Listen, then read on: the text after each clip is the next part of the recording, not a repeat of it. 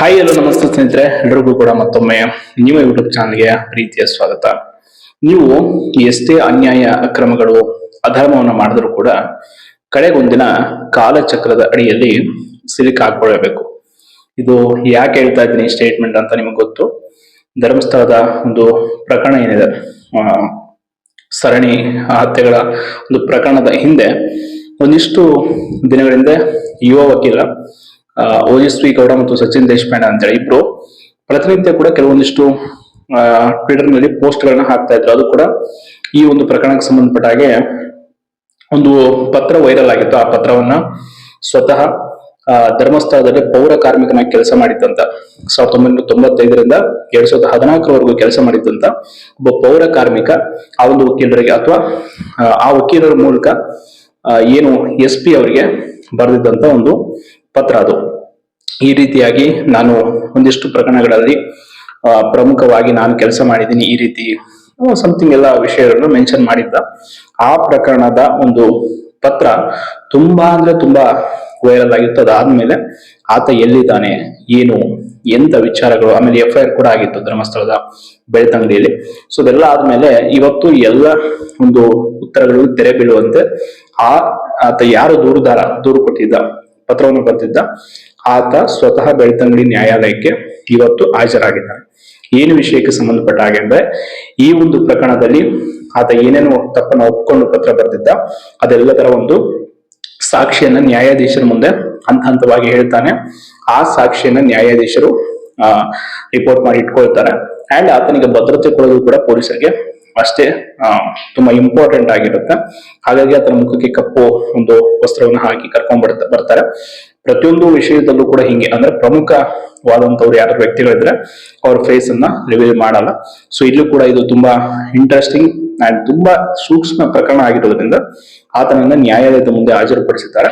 ಈಗ next procedure ಏನಿರುತ್ತೆ ಅಂದ್ರೆ, ನ್ಯಾಯಾಧೀಶರು ಆತನ ಸ್ಟೇಟ್ಮೆಂಟ್ ಗಳನ್ನ ಎಲ್ಲವನ್ನು ಕೂಡ ಗಮನಿಸಿ, ಈಗ ಆಲ್ರೆಡಿ FIR ಕೂಡ ಆಗಿದೆ ಸ್ಟೇಷನ್. ಅದೆಲ್ಲ ಆದ್ಮೇಲೆ ನೆಕ್ಸ್ಟ್ ಏನ್ ಕ್ರಮ ತೆಗೆದುಕೊಳ್ಬೇಕು ಅನ್ನೋದನ್ನ ನಿರ್ಧಾರ ಮಾಡ್ತಾರೆ.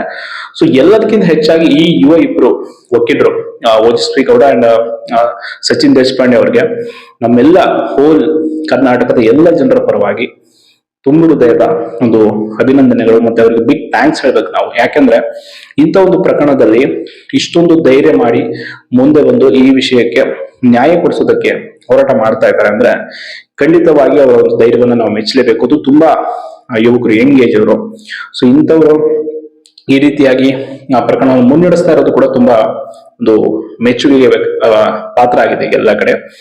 ಏನಾದ್ರೂ ಆಗಲಿ, ಅದು ನಮ್ಗೆ ಅದು ಬೇರೆ ವಿಷಯ, ಅವರು ಇವರು ಅವೆಲ್ಲ ಬೇಡ.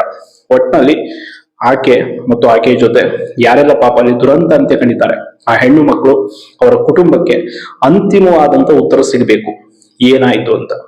ಅದನ್ನ ಮಾಡಿದಂತವ್ರಿಗೆ ಶಿಕ್ಷೆ ಆಗ್ಬೇಕು. ಆಗ ನಿಜಕ್ಕೂ ಕೂಡ ಆ ಹೆಣ್ಣು ಮಕ್ಕಳನ್ನ ಹಡದಂತ ತಾಯಿಯರಿಗೆ ಒಂದು ಏನಂದ್ರೆ ಧೈರ್ಯ ಸಿಗುತ್ತೆ. ಮುಂದೊಂದು ಕೂಡ ನಮ್ಮ ರಾಜ್ಯದಲ್ಲಿ ಈ ರೀತಿ ಘಟನೆಗಳು ನಡಿಬಾರ್ದು. ಕಾರಣ ನಮ್ಮ ರಾಜ್ಯ ಕಲೆ, ಸಂಸ್ಕೃತಿ ಇಂಥ ವಿಚಾರಗಳಿಗೆ ಇಡೀ ವಿಶ್ವಾದ್ಯಂತ ಹೆಸರು ಮಾಡಿದ್ದಾರೆ.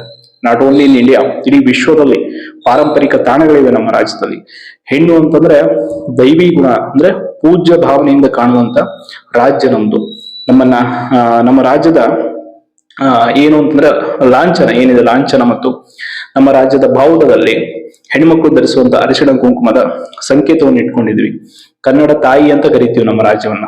ಕನ್ನಡಾಂಬೆ, ಭುವನೇಶ್ವರಿ ದೇವಿ, ಹಾಗೆ ತಾಯಿ ಚಾಮುಂಡೇಶ್ವರಿ ನೆಲೆಸಿರುವಂತ ವಿಶ್ವ ಪ್ರಸಿದ್ಧವಾದಂತ ಊರು ಮೈಸೂರು, ಸಾಂಸ್ಕೃತಿಕ ನಗರಿ ನಮ್ಮ ರಾಜ್ಯದಂತೆ. ಇಷ್ಟೆಲ್ಲ ವಿಷಯಗಳ ನಡುವೆ ಯಾವುದೋ ಒಂದು ಕೆಟ್ಟ ವಿಷಯಗಳಿಗೆ ನಮ್ಮ ರಾಜ್ಯ ಇಡೀ ದೇಶಾದ್ಯಂತ ಸುದ್ದಿ ಆಗೋದು, ವಿಶ್ವಾದ್ಯಂತ ನಮ್ಮ ರಾಜ್ಯದ ಬಗ್ಗೆ ಚರ್ಚೆ ಆಗೋದು ಬೇಡ. ಅದೆಲ್ಲದಕ್ಕೂ ಕೂಡ ಒಂದು ತಾರ್ಕಿಕ ಅಂತ್ಯ ಸಿಗಲಿ. ಆ ನೊಂದ ಬಡ ಕುಟುಂಬಗಳೇನಿದೆ, ಆ ಮಕ್ಕಳನ್ನ ಕಳ್ಕೊಂಡಿರುವಂತ ತಾಯಂದಿರು, ಅವರೆಲ್ಲರ ಶೋಕ ಏನಿದೆ ಅದಕ್ಕೆ ಒಂದು ಕೊನೆ ಅನ್ನೋದು ಆಗ್ಬೇಕು. ಪಾಪ ಎಲ್ಲಿಂದಾನೋ ಹೆಂಗೋ ಮಕ್ಕಳನ್ನ ಕಳಿಸಿ ಅಲ್ಲಿ ಏನೋ ಆಗಿ ದುರಂತ ಅಂತ್ಯ ಕಂಡು ನಿಜಕ್ಕೂ ಆ ವಿಷಯಗಳನ್ನು ಕೇಳಿದಾಗ ಎಂತವ್ರಿಗೂ ಕೂಡ ಮೈ ಕುದಿಯುತ್ತಾರೆ, ಮೈಯಲ್ಲಿರುವ ರಕ್ತ. ಕಾರಣ ಏನೇ ವಿಷಯ ಇರಲಿ, ಈಗ ನಮ್ಮನೆ ಹೆಣ್ಣು ಮಕ್ಕಳೇ ಆ ರೀತಿ ಘಟನೆಗೆ ಬಲಿಯಾದ್ರೆ ಹೆಂಗಾಗೋಗುತ್ತೆ ನಮ್ಗೆ. ಜಸ್ಟ್ ಒಂದು 10 ನಿಮಿಷ ಯಾರೋ ನಮ್ಮ ಅಕ್ಕ ನಮ್ಮ ತಂಗಿನ ಎಲ್ಲೋ ಕೆಲ್ಸಕ್ಕೆ ಹೋದ್ರೆ 10 ನಿಮಿಷ ತಡ ಬಂದು ಎಲ್ಲೋ ಹೋದ್ರೆ ಎಷ್ಟು ಗಾಬರಿಗೊಳಗಾಗ್ತೀವಿ ನಾವೆಲ್ಲ.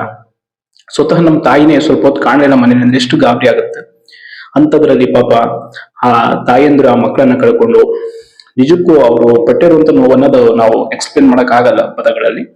ಬಟ್ ಏನೇ ಆಗಲಿ ಆ ಮಂಜುನಾಥನ ಕೃಪೆಯಲ್ಲಿ ಅವರ ಕುಟುಂಬಗಳು ಇನ್ನಷ್ಟು ಚೆನ್ನಾಗಿರ್ಲಿ. ಅದರ ಜೊತೆ ಈಗಾಗಲೇ ಆಗಿರುವಂತ ಅನ್ಯಾಯಕ್ಕೆ ಅವರಿಗೆ ನ್ಯಾಯ ಸಿಗಲಿ. ನಾವೆಲ್ಲ ಅವರಿಗೆ ಸಾಂತ್ವನ ಹೇಳ್ಬೋದು, ಫಿನಾನ್ಷಿಯಲಿ ಸಪೋರ್ಟ್ ಮಾಡ್ಬೋದು.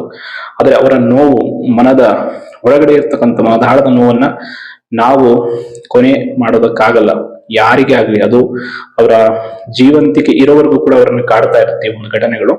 ಸೊ ಇದು ಮತ್ತೊಮ್ಮೆ ನಮ್ಮ ರಾಜ್ಯದಲ್ಲಿ ಮರುಕಳಿಸಬಾರದು ಅನ್ನೋದು ನಮ್ಮೆಲ್ಲರ ಕಡೆ ಆಸ್ ಅ ಯೂತ್ ಆಗಿ ನಾವೆಲ್ಲರೂ ಒಂದು ವಿದ್ಯಾವಂತರ ಯುವಕರಿದ್ದೀವಿ ನಮ್ಮ ಚಾನಲ್ ಎಸ್ಪೆಷಲಿ. ನಾನು ಅದಕ್ಕೆ ಪದೇ ಪದೇ ಈ ವಿಷಯದ ಬಗ್ಗೆ ಮಾತಾಡ್ತಾ ಇರೋದು ಯಾಕೆ ಅಂತಂದ್ರೆ ಅಟ್ಲೀಸ್ಟ್ ಒಂದು ಸಾಮಾಜಿಕ ಕಳಕಳಿ ಅನ್ನೋದು ಪ್ರತಿಯೊಬ್ಬರಿಗೂ ಕೂಡ ಇರಬೇಕು ಅನ್ನೋ ವಿಷಯಕ್ಕಾಗಿ. ಧನ್ಯವಾದಗಳು.